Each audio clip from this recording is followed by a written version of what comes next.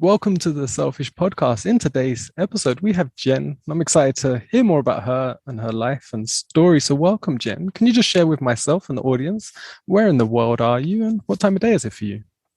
Hi, Luke. Thank you for having me here. I am in Portland, Oregon, in the United States, in the Pacific Northwest, and it's 10:30 a.m. Oh, nice. I don't know if you know, I'm in the south of Spain. Well, actually, do you know, I'm in mainland Spain at the moment and it's 7:15 in the evening. Do you know, Pacific Northwest has always fascinated me from when I was a young age. I think it's the forests, something about that area I want to see. Been drawn to there for many years, but never been. Yeah, you should come. It is beautifully green here. I have lived here about 12 years now, and I'm still just taken away by the lush green forests. So, yes, it is a beautiful place to visit in the world.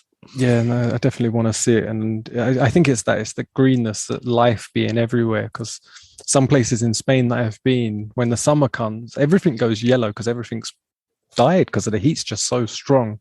Mhm. Um, and it feels cold, even though it's ridiculously hot. There's a cold atmosphere because it's sort of lifeless in so many Yeah, areas. Even the people yeah. go indoors for hours of the day because it's too hot to be outside. So I think there's something nice about being in the green and yeah, just being around that life. Yes, yes. As long as you can handle rain, then and not the dry is the absolute opposite. Yeah. We're out in the rain all of the time here. Oh, nice. What I like to do my guests to know them more personally is to hear about their childhood. Can you paint me a picture of what life was like, say, up to 10 years old?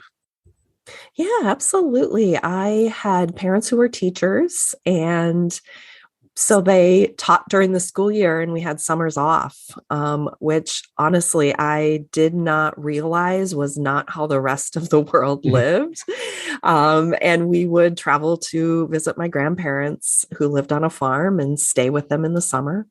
And so I had this amazing city life during the school year. We lived when I was in elementary school in St. Louis, Missouri, which is in the middle of the United States.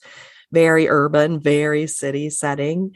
And then in the summer, go and stay with my grandparents on the farm. Oh, So it nice. was really an interesting, comparison. Um, and my teachers or my parents as teachers were real practical. We did road trips and camping, and I have a younger sister who's 6 years younger than me. And that is mostly how we spend our time, just traveling around, road tripping around the Midwest and up into Canada, spending our summers. We moved around quite a bit when I was a kid, all around the Midwest. I was born in Kansas. Then we moved to Minnesota, where my mom's family's from, and then we moved to St. Louis, and then back to Minnesota. My dad went back and got a master's in divinity degree. So we moved around a bit for his schooling and training as well. So I had a really wonderful childhood.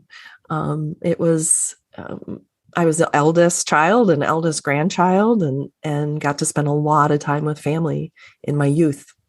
Oh, nice. What did your parents teach? What was their main subject? They were elementary school teachers. So they were kind of general teachers, would teach grades. So both of them taught the younger grades, like first, second, third grade age group. Okay, and were they actually like yours and your sister's teachers, or is it separate schools? Or I did. I had my mom when I was in second grade. She was my teacher, and I called her mom. Everyone always asked, "Did you call her?" My maiden name is Fredrickson, Mrs. Fredrickson. So no, I called her mom, and the kids were fascinated. My fellow students that my mom was my teacher. And I remember one little boy asking, "Well, where do you sleep?" And I was like, "In a bed." And he's like, "But I don't see any beds in the classroom." And I was like, "Well, we don't live in the classroom." So, yeah, like you live in when kids school. are young, they don't think Yeah. about their teachers having lives outside of the classroom. And I saw teachers as my parents' friends. So I had a really different view of teachers because Yeah, didn't think of it that way. I knew they lived in homes because I would go to their homes, and they were our social life. My parents, that was really our world, was the school and the other teachers. So Yeah, no, it's really interesting. I didn't think of having, like you said, they're your parents' friends. It's not how I've ever yeah, pictured a teacher. Um, right. and I Uh-huh. imagine it was nicer at that age rather than say when you're hitting your teenage years and your parents are your teacher. And you're saying mum, dad, might be a little different. Yeah. How did you find school in general? Like, it sounds like it was all very pleasant. Did you enjoy the process of school and learning? When you're young, it's a bit of bragging rights that your mom is the teacher. When you become older in teenager years, that would not have been as much fun for me. Yeah. What comes to mind first? Not necessarily the biggest thing, but what just floats up when I ask you? What was a struggle in your life when you was young? Struggle in my life when I was young is I quickly turned into perfectionism. That's what I call it now. When I was young, I really wanted to do well Mm. and achieve and do things well. And I had a lot of worry if I would do things and I wouldn't perform as well as I had hoped, or I would struggle or make mistakes. I was really hard on myself as a kid for that. And that was hard. Yeah, I think it's something a lot of people can relate to because it's sort of the school system is run that way, isn't it? You're graded by your achievements and you're waiting for that expectation of whether you did good enough or not the participation so much, but it's all about that end result. And I remember at the end of school, some of the kids having such anxiety and stress and fear of whether they get good enough sort of grades for a job or whether their parents even are happy enough with their efforts. But it can be quite a stressful time. And did that carry on later into your life, or did you learn to manage it, control it, or get rid of it?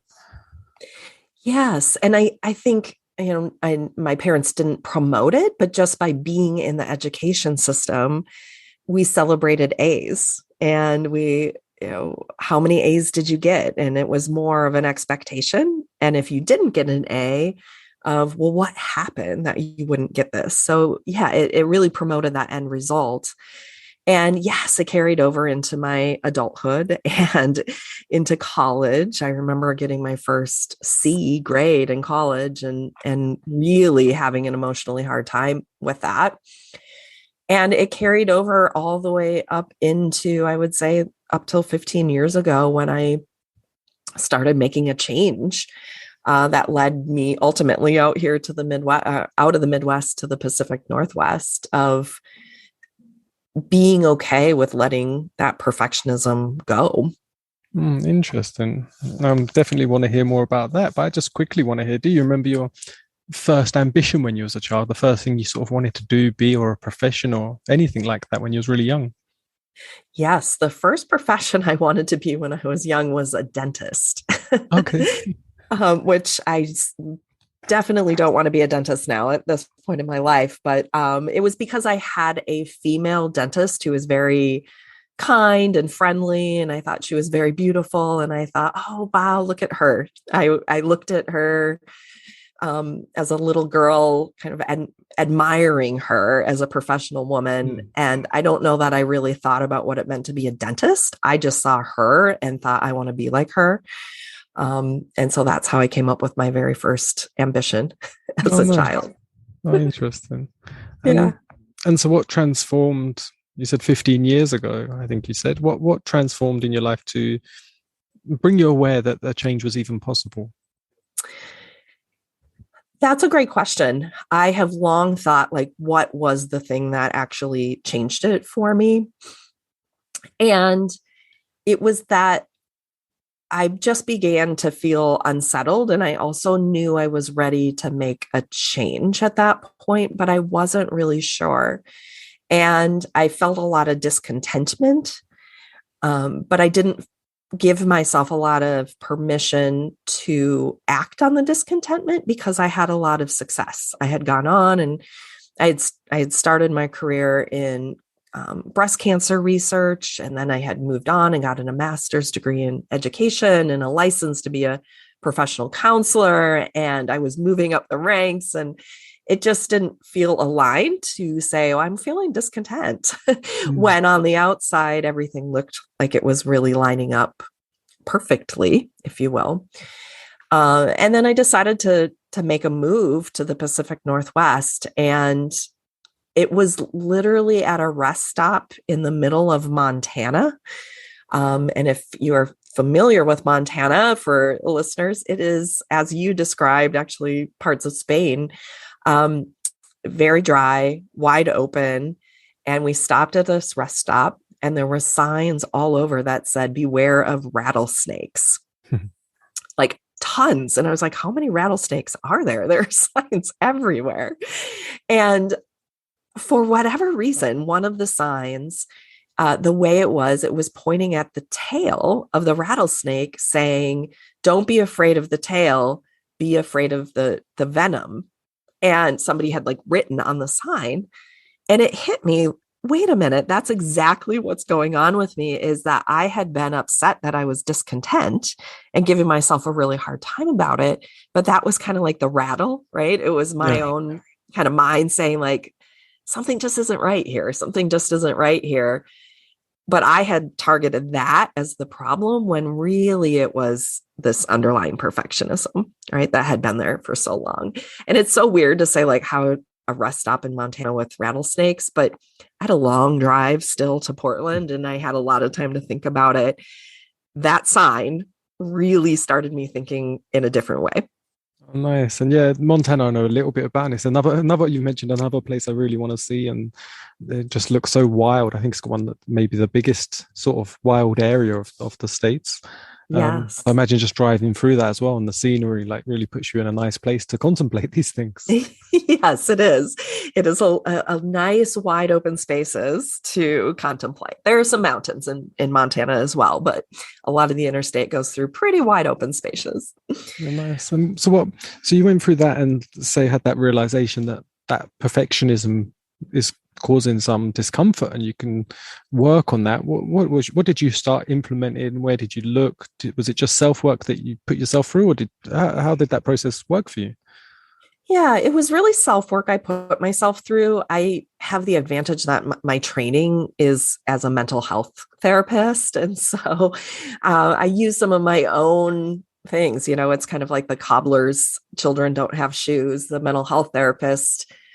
Oh, wait, I'm not using my own material for myself. And so I really spent some time reflecting and beginning to do that self-work and realizing what value I had. And it was when I uncovered kind of feeling this sense of peacefulness and knowing inside myself of what I had to offer the world that changed.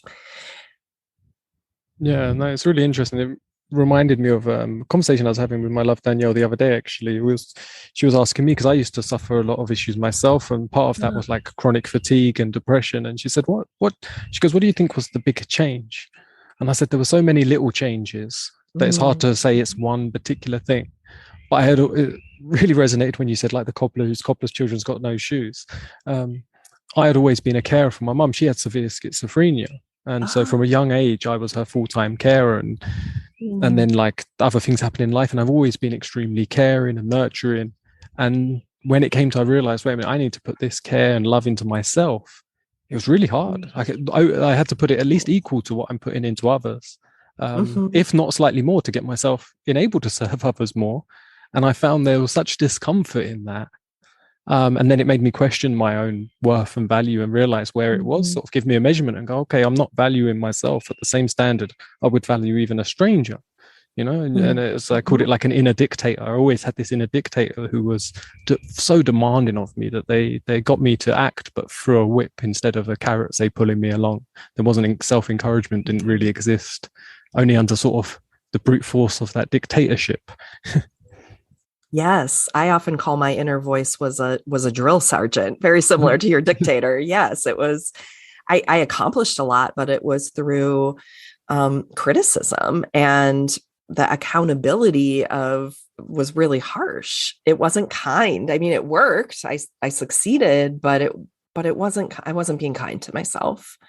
And wow, caring for your mom with schizophrenia all those years. I, as a mental health therapist, worked with people with schizophrenia for 10 years. I have a very, very loving place in my heart for individuals with that diagnosis and all the struggles that comes with it. Yeah, it's a very hard thing to Mm-hmm. explain because it's quite diverse as well.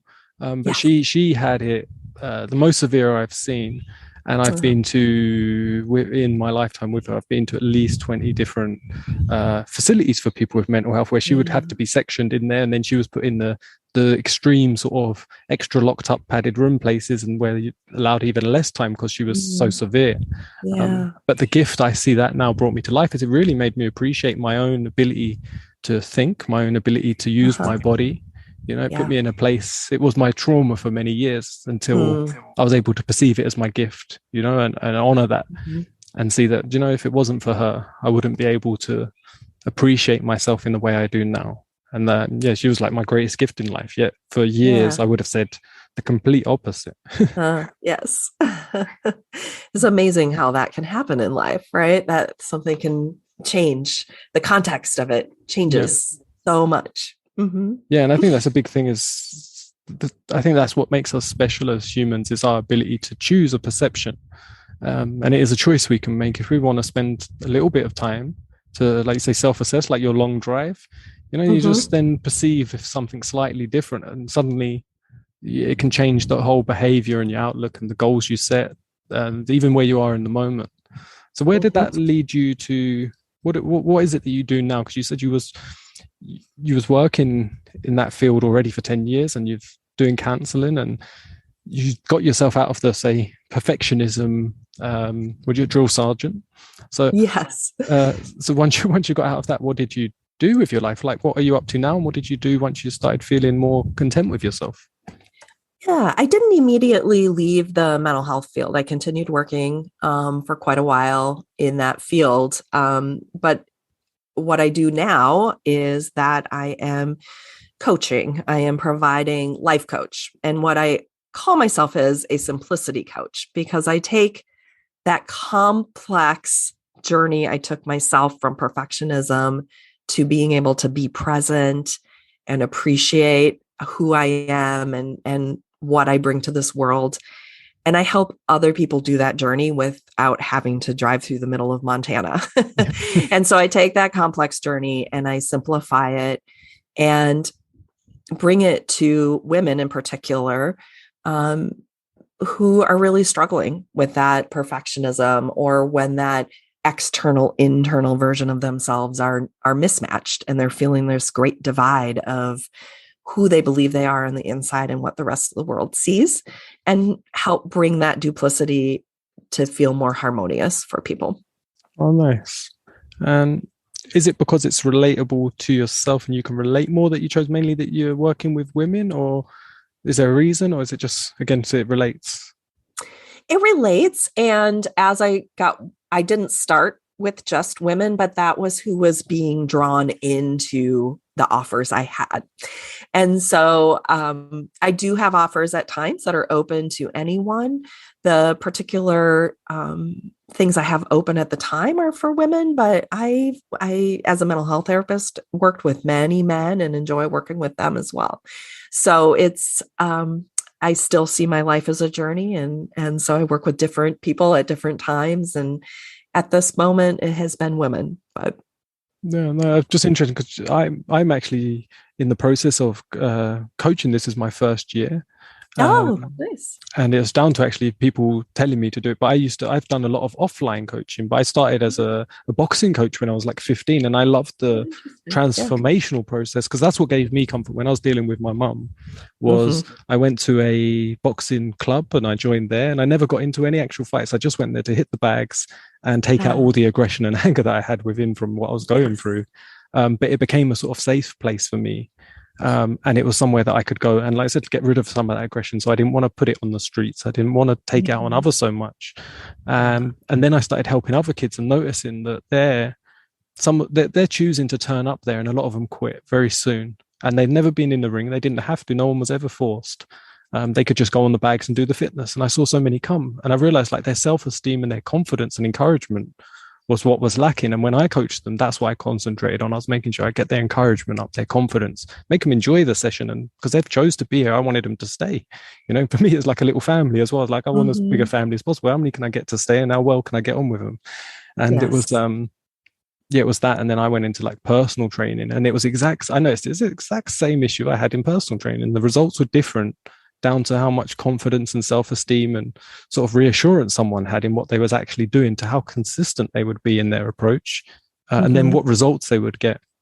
And now with everything going on, I've switched this to now doing online coaching with people, and it's pretty much the same thing, because being able to get into people's homes now where they don't have to do the commute, it's so easily accessible. And there's so many people out there. Like, that's why I was interested with you specifying in women, because there seems to be a coach that specifies in every single area, that you can really choose someone that works for you. And a lot of them offer different, like I was seeing the other day, like so many that offer free consultations, just to be of service and change someone. And it's not like a forced sales pitch. It's like they want to see, because they will learn. Like, I know even from the podcast, every episode I learn something, I grow from it. And it's like them calls that someone can actually, you can be of service to someone. And if it works with them and they want that experience again, great. If they don't, you've served, and that's beautiful. So is that something you offer through your service to people? Can they go on? Do you have a website that they can go on? Yes, I do offer. I call it a chemistry session. I started in the field of science, and so you'll see a lot of carryover. And women in STEM and field, science, technology in particular, are drawn to the work that I do, and I work with a lot of them. So I do offer a free 30-minute chemistry session to see if I feel like a good fit, and that I also see if I feel like they're a good fit for my work. I want people that are best served by me. And I now have a network of many other coaches and professionals. And so we all, like you said, are in service, and we will refer to each other to make sure we get people to the right coach as well. And I have a website. It's www.renewcoachingnw.com. And the NW stands for Northwest. So renewcoachingnw.com. And is it purely virtual, or do you do in-person stuff as well? I am doing all virtual at this point. I am not against in-person, but we have not reached that point here in the Pacific Northwest. Most everything is still virtual. And I mostly speak with people now who don't live in the same geographical location as I do. In fact, even as you are in another country. And so it really opens up the possibility of people finding the right coach for them anywhere in the world. And so I think that is just an amazing silver lining that has come out of these last couple of years of struggle. Yeah, nice. And do you find that you get what would be the correct word, like sort of great sense of satisfaction from the service you now are able to provide? Is it any different to the services you provided when you was doing other work years ago? Yes, it is both yes and yes. Yes, I get a lot of satisfaction out of the work that I'm doing now. And yes, it's very different. As a mental health therapist, I really focused on wounds, emotional wounds, right? And helping people heal and recover and gain stability through that. As a coach, I'm not treating wounds. I'm helping people enhance their lives, explore opportunities, teaching. And so it's a different viewpoint. Same information, right? A lot of the information I provide is rooted in cognitive behavior and acceptance commitment therapies. But how I'm using the information is really different. And I'm really loving bringing it to a whole population that doesn't need a mental health diagnosis to be able to access this information. They can benefit from it too. Oh, nice. And do you do, because I'm just interested personally with how I'm doing my setup. Like, do you do one-on-one calls, group calls, a mixture? Do you have private Facebook groups? What's your sort of procedure in that area? Yeah, I do one-on-ones. One of my popular offers is a custom coaching where it's a 90-minute session and then 2 weeks of Voxer Unlimited. And so we really tackle a specific concept or problem for a person. And then I'm there for the following 2 weeks to voice coach them live, to help them really implement it. That's a really popular one. I also have done groups. I do workshops.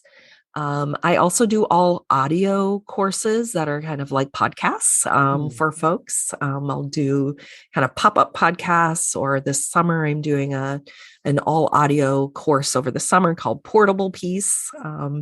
So I try and really meet the needs of the people I work with. They give me a lot of feedback and what works in their lives. And that's part of the fun for me, is the creativity and being able to come up with different offers for different people. Oh, nice. And it takes me back what you're doing now. I'm seeing like how it relates. Like you wanted to be a dentist because you saw, say, a woman who was independent and working in a workforce that's predominantly male at the time as well, more so than it is now, I imagine. And now you're working, helping, empowering women that, like, someone like that dentist woman would be the one ringing you up, you know, and you'll be transforming their teeth by showing them, putting a smile on their face. So I love that there's a sort of resonance there that I'm seeing. I have never seen that connection. Thank you for reflecting that. I appreciate that. Yes. One in the words of one of the women I worked with, she said that the work we did together made her feel good, not surface good, but deep in her soul good. And that, just talk about feeling rewarding. That was like, yes, this is what I want to offer people. Yeah. And I think it takes, like you said, that what you went through to be, say, in someone's eyes could have looked at you before years ago and said you're highly successful, but inside you wasn't feeling the, say, sensations of comfort from it. You know, there's something wasn't quite missing. I think there's so many people out there that have got success in their areas and in their fields and in many different areas, but they feel that inner struggle. And I think that is a big area where coaches can really help people, because it is about, just sometimes it is about perception and realization and a bit of consistency in that area. Yeah, I think there isn't a lot of room sometimes for us to be able to be honest and give ourselves permission to say, I know this all looks great, but I'm not feeling that way. And that there's fear of judgment of that, right? And feeling almost selfish in saying that. When I tell my story, sometimes it's like, no, I haven't had the struggle that so many of the people I've worked with. And yet perfectionism can be such a struggle for people in a similar yet different way. And so I want to tell my story to say, you don't have to have experienced like major trauma to be able to need the support and help from somebody else. You can give yourself permission to ask for help, no matter what the struggle is. Yeah, nice. And yeah, definitely can relate to that. Like I've had guests that I've asked when I started the podcast, I asked friends and family. I just asked anyone because I wanted to test it out before I had proper guests. I didn't even know how you get a guest at the start. I was just decided I'm doing it. And then I was like, right, I've got a month to try and find someone to talk to. So I was sending messages to friends. And I had a few people, they're like, oh, I've got nothing to say. I haven't been through anything. I haven't got a trauma. I haven't got a story. And I was like, this is just about your life. You had a life.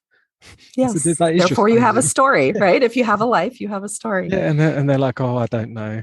And I was like, you scared of talking on the thing? They're like, no, it's not that. It's just I've got nothing to offer. And it gave me a real good indication. I was like, oh, the discomfort of living a life where you feel you have nothing to offer, you know? And it's like, that's, to me, shows a good indication. It's like, we should all feel that we're valuable and full of worth. And I only got that indication from realizing it myself that I wasn't feeling it. And then relieving myself of all them discomforts and feeling the change, you know, and feeling how that, like, that's why I was interested with you at the beginning, saying like, so what changed and how did you know it's possible? Because for so many, they don't think it's a possibility. Like there's no hope there that things can change. It's just like, this will be how it is and it will just get worse, or maybe I can maintain this terribleness. Yeah, I think it comes from unexpected places of what is it that makes us realize things can change. And things like this podcast, and somebody catches an episode that they're like, this speaks to me, right? It is in unlikely places that I feel like change can happen. And as a therapist, people used to ask me all the time, like, do you really think people can change? And I'd say, yes, I absolutely do. But the thing that we get wrong is that we think we have to change who we are. And I always want people to know who you are doesn't need to change. It's what you believe and think about yourself, and how you interact in the world changes, because who you are is enough and wonderful and amazing. We just need to make sure you feel comfortable showing that.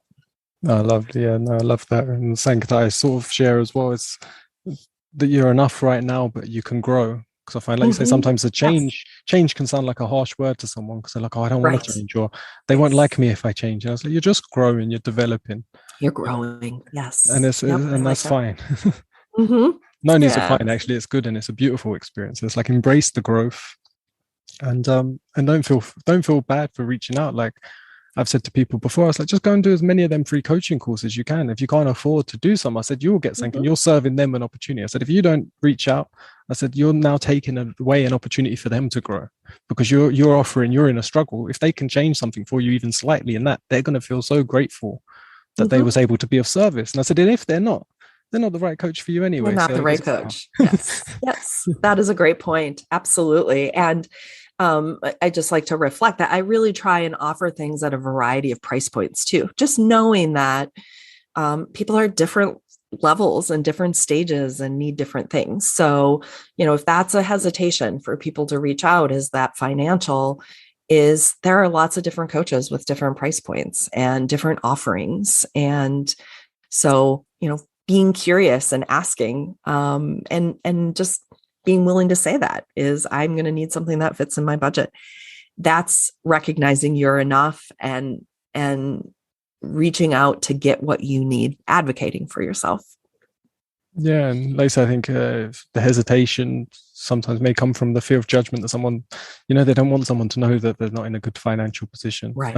I've noticed Yeah. the two things people seem to hide is physical weakness. They don't want to say I'm too tired to do something, and they don't want to Mm-hmm. say I can't afford to do something. And they'll come up with an excuse to cover that. Whereas the other person, like, well, you could have done that. That's not a good enough Right. excuse. But everyone can resonate. If you say, I'm just too tired, everyone knows what Mm-hmm. that feels like. If you say, I ain't got any money, everyone knows that means you can't do something. Yes. Energy and money are things that there are finite amounts of, right? You Mm. have so much money and you have so much energy. So saying this is how much I have, it's really honoring your capacity and honoring your limits to just say, this is how much I have to give. It is an act of self care to be able to do that. Yeah, nice. We're coming to the end of the show. I have a few sort of just fun, quick fire questions. Not even Okay. quick fire, they're just sort of one answer. But was there anything else that we didn't talk about that you would love to cover? Wow, we covered a span of things. I can't think of anything extra I want to add at this point. I really feel like we've covered the gamut here. Oh, nice. So I'll start. They're just one answer questions. If you feel you want to elaborate, you're welcome to. The first question is if you had to choose one, a cat or a dog? A cat. Mm. I have a cat now. His name is Snowball. Oh, nice. I have a few cats, and one of them we call Snowballs. And then he had his balls taken off, so we call him Snowballs Nobles. 'Cause Nice. um, what's your favorite color? Purple. That another purple. Purple's my favorite color. And I would Ah, say maybe 80% of my guests, after doing somewhere around 50 episodes, have all said purple, which I find fascinating. interesting. So That many is very purples. fascinating. Yes. It has been consistently my favorite color for many, dating back to childhood. So, Yeah, it's the same here as mine. And even when people would be like, that's a girl's color, or like when you're a little kid and stuff, I was still adamant that's my favorite color. that was your favorite. And so, what would you say in the simplest terms excites you, it motivates you? Opening people to possibilities. When I see someone's eyes open to the possibility for themselves, I get so excited. Oh, nice. What does the opposite? What turns you off? What turns me off? I think something that really turns me off is hurting other people. Somebody who I can see who is um, hurting other people on purpose. I guess let me add that on purpose piece where you can see that that is being done with the intention of harming someone else is something that just turns me off. And it pains me. It literally just hurts my heart. What sound or noise do you love? Did you ask that question one more time? What sound or noise do you love? Oh, sound or noise. The ocean, waves crashing on the shore. Oh, nice. And I'm lucky to live a little over an hour from the ocean here. And so that is my happy place when I need to kind of restore and refresh. I go and listen to the ocean waves. Oh, nice. And what sound or noise do you not love so much? I do not like ticking noises. So like a clock that has a consistent tick that's very loud, that is very distracting to me. I can't think of the last time I heard that. Now with all the digital clocks everywhere and Right. a phone and a laptop being my main sort of clock if it's not the sun itself. Thankfully, yes, it isn't as big of a problem as it used to be. Right? Yeah. What do you love about yourself? What do I love about myself? That is a great question. I love that I'm kind. It used to be something that I didn't like, that people would always say, oh, we like Jenny when she's little. She's so kind. And I thought, oh, what a vanilla thing to say about me. And now I love it because I realize actually not everybody is kind. And I'm mentioning all the work I did with people with schizophrenia and severe mental illness. I saw in them so many amazing things that I could learn from and grow from. And being able to be kind comes easy to me. And I love that about myself. I can see amazing things in all kinds of people that other people can't. Yeah, nice. And I can relate to that. That's what people have said that to me for most of my life. And especially like, imagine it was people in similar positions to you that I'd meet people with my mum and they would be at all with the sort of attention my brother and I gave to my mum and looking after her and stuff. And they would always get you so kind. And I always saw it as I didn't get so much irritated, but I was like, yeah, but what you should be, right? I was like, why are you telling me something that you just should be? Yes, something you just should be. Yes. Okay. What do you love to see in other people? I really love when people are funny. I'm really drawn to people who are able to find humor and lightness in life. That draws me in. Nice. And again, I feel that's what helped me and my brother. We would find humor in the bizarrest circumstances with each other. And I think we both realized at like a young age that sort of gave a bit of balance to the sort of abnormal stuff that was happening. Like, it's like you could balance each other out with doing something silly or a joke and humor seems to be able to do that for us, I find. Yeah, I bet it did. I bet that brought a balance to some of the very heavy, serious things you probably had to deal with at a young age. I'll just share you one thing that me and my brother really used to crack up with when we was a bit older. We had started doing some video work in our early 20s because we had to do self-employed work because we could never hold down a normal job because of looking after her, and she would also come to our work and cause sort of disturbances. And so we sort of like, we have to work for ourselves and every little bit of time we can. And we started doing like video work this like 10-15 years ago, and I remember just like we'd like to try and show our mum stuff, and I remember her watching it, but she would voice out loud things that she's thinking, and then she'll talk to someone else in the room who's not there and talk about what we just showed her, but she'd be like, that wasn't very good, was it? But we'll tell them it's good. And we're sitting right there laughing at each other going, oh my god. And then she'll turn around to us and go, oh yeah, really good. Oh, that's that just is laughing, going like, oh, laughing. Yes. yeah, God, this is just the way it is. But it's funny that she still tries to cover it up. It's like they had no awareness that she's just said the opposite to herself out loud. Yep. And even in the midst of that, experiencing those symptoms, she was still your mom trying to give you positive reinforcement. Right? Yeah, we saw that in her always. She was always trying to do them things. Yes. And very last question: what do you love about animals? This can be in nature, pets, your choice. I love the unconditional love you get from animals. I said cat is my favorite. I also have a dog, and I've always grown up with animals, cats and dogs, and I just love how throughout my life, having a cat, they always knew kind of my mood and would come and provide that support or spend time with you. That there's just this calming, unconditional love from animals. Nice. Yeah, I also have a dog, and the reason I ask people about whether a cat or dog, because I've just noticed people have a preference, and if you just ask them a couple of times if they're reluctant, they will give you a preference. It seems something in humans is they're either a bit more towards cats or a bit more towards dogs. No one's 100% equal on that, and but I'm more towards dogs, and my partner, she's more towards cats. And I realized, I was like, what is it that what are we doing? I realized, I was like, wait, to me the dog he can't do no wrong, he can get away with absolutely anything, but for her he can't, whereas the cats can get away with absolutely anything. Yes. But for me they can't. It's like, and Yes. I noticed that seems to be it. Yes.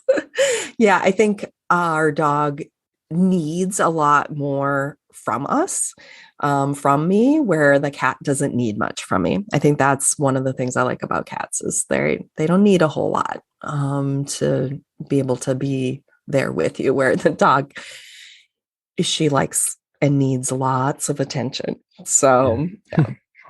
Yeah, nice. Oh, well, it's been beautiful to chat to you and hear your story, Jen. And I will make sure to put your links in the description so people can follow up with you and see what you're doing. Do you just share content on social media? Is there just Yes, you people can that just want also to follow you? find me. Absolutely. Yeah. If you want to interact in the most free way is on Instagram. I am on there frequently. I have free offerings on there. I have a couple different free guides and workbooks, as well as reels and content. And it links there to any current offers. And I have just recently started showing up on TikTok too. So you're welcome to check me out there as a newbie if you'd like, if that's more of your platform. But I have been consistently on Instagram for a while now. Hey, so well, I'm now curious. So I'll just add this little bit if you've got a few more moments. Sure. Yeah, Yeah, I'm just absolutely. curious what made you choose TikTok? Because I'll share you my journey. I started with YouTube first, making YouTube videos. Ah, And yes. then I was like, I'm sharing a lot of my life and personal experiences. I want to hear some other people's because I could see the value in it, in sharing Mhm. my own, but also the value of creating a space for other people to share theirs. So then I started the podcast. And in the meantime, I was just having an Instagram that started just to share stuff from my dad really to see and family and friends, and it just became like a lifestyle page, and it's mainly Mhm. full of cats, to be honest, cats and the dog and travel. And Yes. then I thought, I'm going to try and create a space on TikTok, and I tried it, and after like a month I just could not stand it, and I just stopped. So I'm wondering what made you go to TikTok, and how are you finding it? Um, what made me go to TikTok is because people were asking for it. I had interactions with a number of people who were looking for coaches and women I'm working with, and oh, are you on TikTok? And that question kept coming up, and I was like, no, no. And I was like, okay, maybe I need to give it a try. Um, I feel like a real newbie right now. It feels quite awkward, honestly, for me on TikTok, but I'm just trying to show up authentically as myself. So you probably won't see me doing a lot of dancing or Yeah. anything, but I will, show up and offer what I have, which is knowledge, information, tips, tools, strategies. So we'll see how that goes. I'm still pretty new. So it's, well, time will tell, but I wanted to give it a full shot before I decide. And because people are letting me know that's where they are, that's where they're consuming So yeah. information at this time. So Oh, nice. Because I went the other way with. I thought, oh, people are there. I'll go there, and then I just didn't. I just didn't like the space so much. It was yeah. it was too sped up, and I wasn't doing any dancing either. I just wanted to go there to share, like you said, share some knowledge, wisdom, Mhm. and things that have helped me in my life. And Right. yeah, and it just took up more space. I was like, I'd rather just make more YouTube videos and Yeah. concentrate more on the podcast and other bits. So that's why that sort of died off for me. But now, if people are calling you there, it's a great place to be. Yeah, I figure I'll give it a try, right? Try Yeah. and learn and grow, stretch myself a little bit into an uncomfortable space, and see where it leads me. Get curious. I like to be curious about things. Nice. And did you say, do you have a YouTube channel? Do you share on YouTube yet? I don't have a YouTube channel. No, not yet. I'll say yet. Who knows where the future holds, but not right now. So Instagram is mostly, and then newly on TikTok, and then of course my website. Oh, nice. Well, best of luck with everything in your ventures. I wish you all the best with being able to serve people to your best of your ability. Thank you so much. Thank you for sharing your story with me today as well, and having me here as a guest. No, you're welcome. Thank you for coming on and sharing it again and being authentic and honest and open. It's always beautiful to have a real conversation with someone. Great. Right, have a lovely day. I think you said it's the morning for you, so you've got pretty much the whole day ahead. I'm just getting my day started. Yes. Yeah, it's the evening for me, so I just got a little bit more technical stuff to do and then a nice walk with the animals. Nice. Well, enjoy the rest of your evening. I will do. Thank you again. Have a great day. Bye-bye. Bye.